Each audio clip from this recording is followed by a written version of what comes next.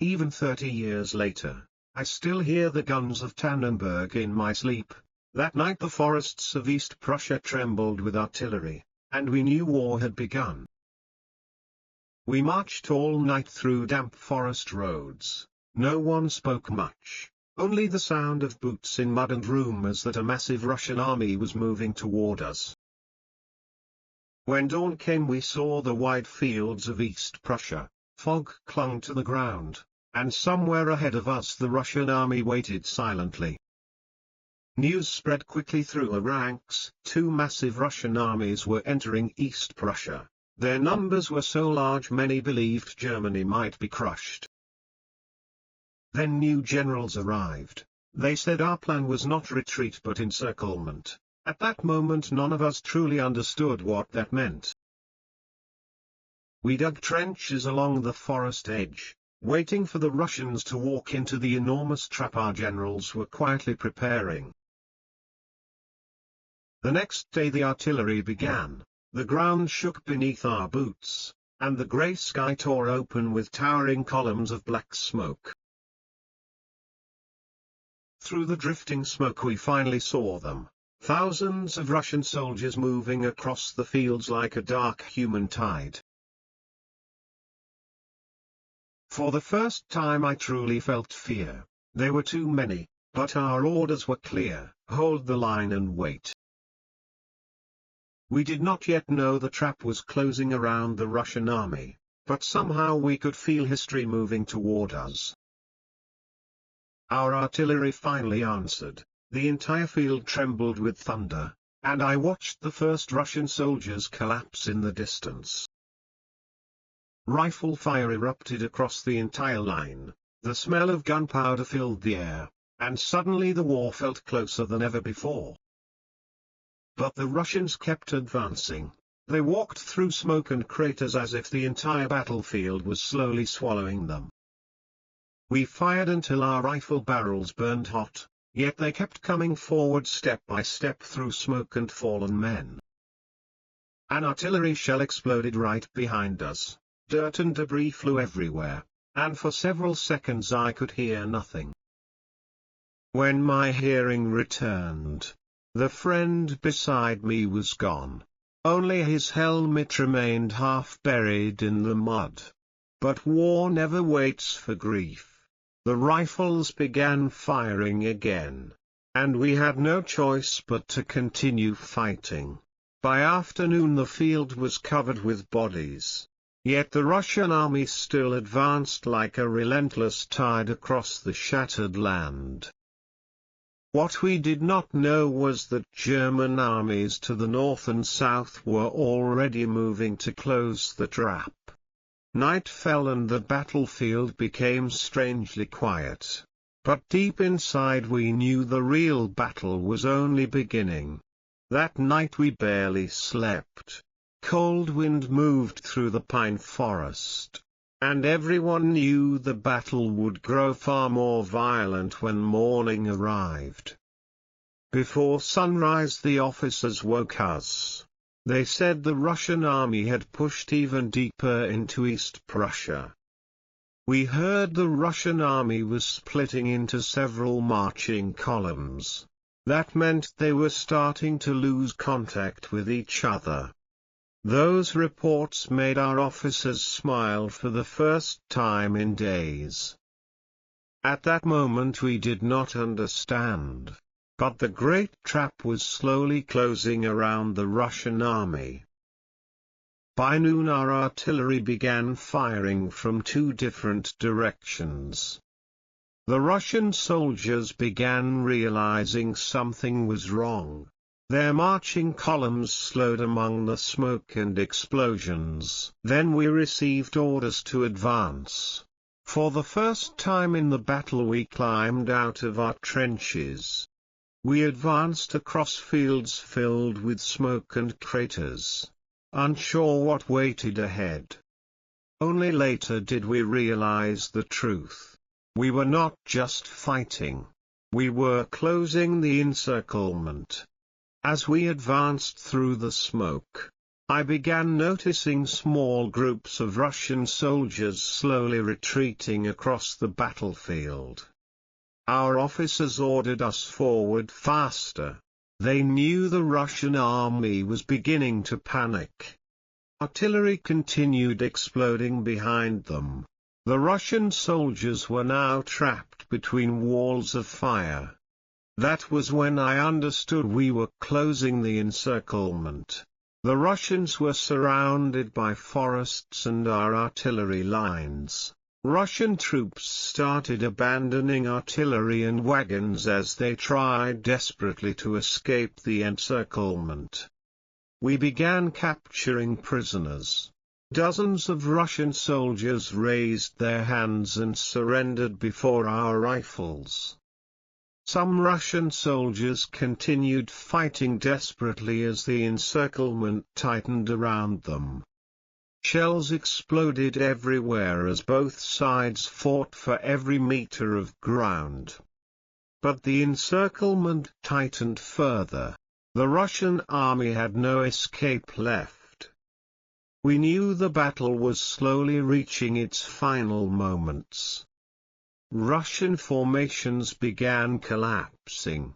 Scattered gunfire echoed across the field as small groups tried to fight on in desperation. Some Russian soldiers dropped their rifles.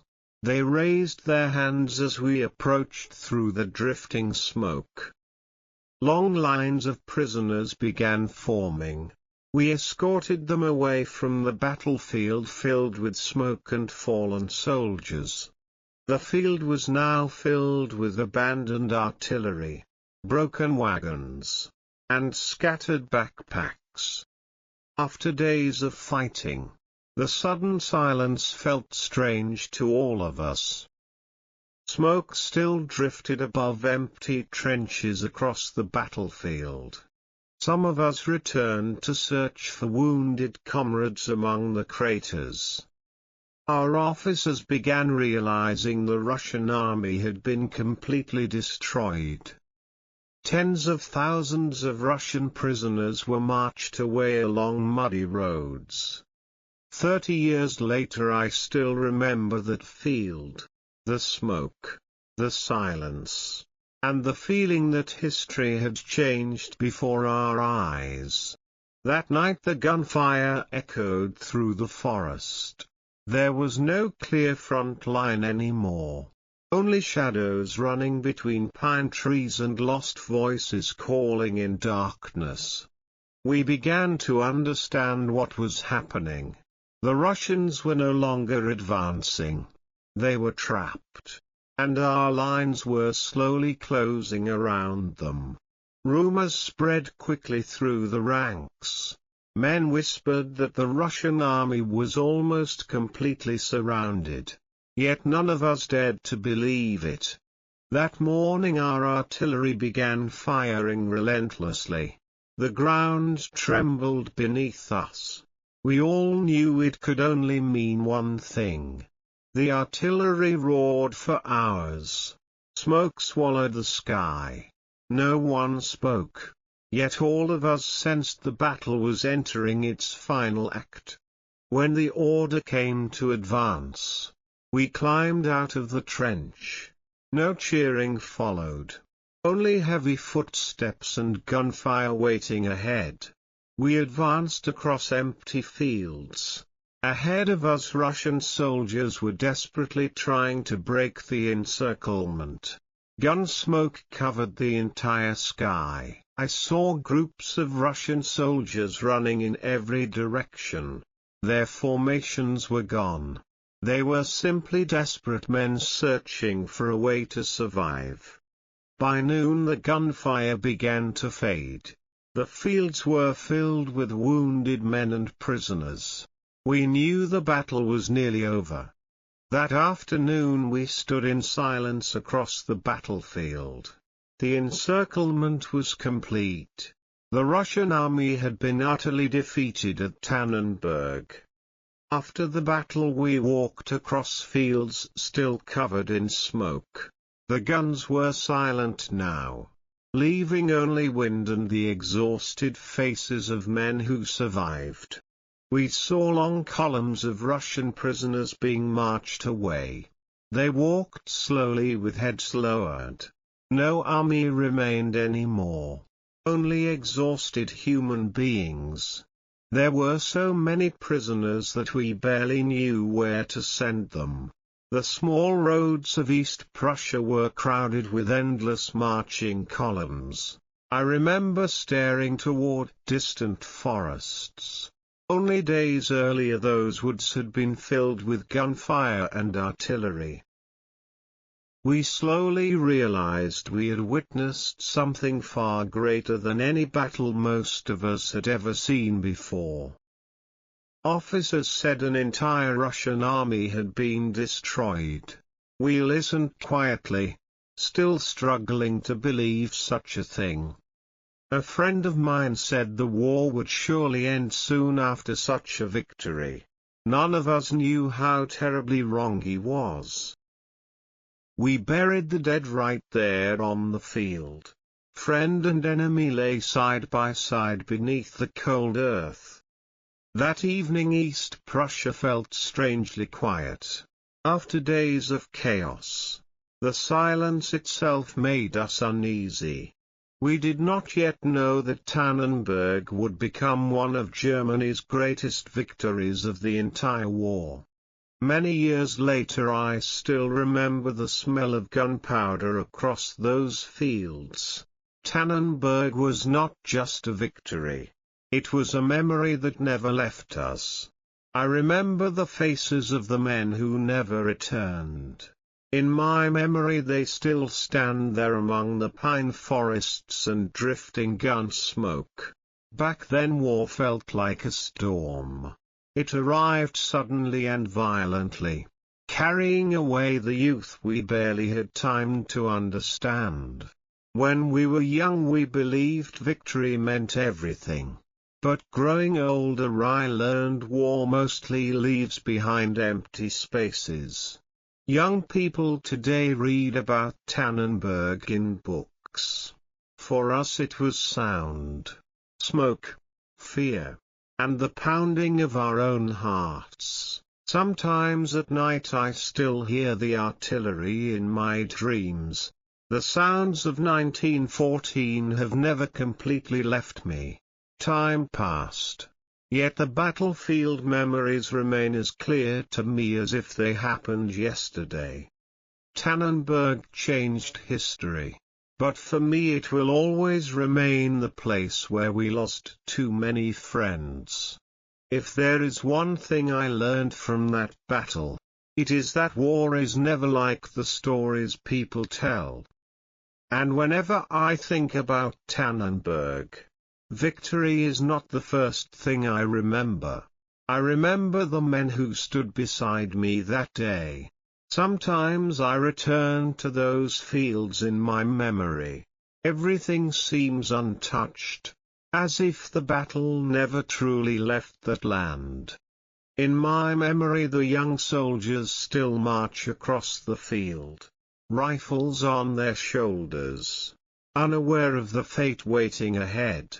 I often wonder how many of them survived like I did. The answer is probably far fewer than we once hoped. Time has changed the world. Yet the memory of war remains there, silent and never completely gone. Whenever I tell this story I do not try to speak about victory. I only try to remember the men who stood beside me. Those friends remain forever young in my memory, standing beneath the grey sky and gun smoke of 1914. War took away too much. Yet it also taught us the value of every moment we were still alive. Whenever I remember Tannenberg, I always return to that misty morning when everything began. Every battle eventually ends. But the memories carried by those who survive never truly disappear. And when I close my eyes, I still see that field where we once stood together beneath the sky of 1914. Many decades have passed since that day. The world has changed. Yet the memory of that battle has remained with me all my life. The young soldiers I once knew now exist only in fading photographs and in the memories I carry. Sometimes I wonder if they remember us too. The ones who survived long enough to tell the story. Great battles are written in history books. But ordinary soldiers are the ones who carry the real memories. For the world, Tannenberg was a great victory. For me it was the place where our youth came to an end.